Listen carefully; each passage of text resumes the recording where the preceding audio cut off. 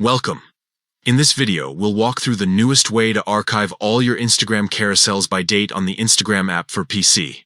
This update makes it much simpler to organize and manage your posts without scrolling endlessly. Let's get started step by step. First, open the Instagram app on your PC. Once it's open, look at the bottom left corner of the screen. You'll see the More icon, which looks like 3 dots. Click on that. Next, choose your activity.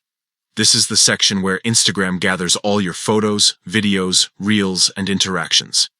It's your control hub for managing what you've shared. From here, go into the Photos and Videos section. Then tap on Reels. This area also shows all the carousels you've posted. Now look for the option labeled Sort and Filter. Click on it. This is where the update gets really helpful. You'll be able to enter a start date and an end date. Simply select the range of dates covering the carousels you'd like to archive.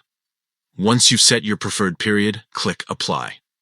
After applying the filter, you'll see a refined list of carousels matching the time range you chose.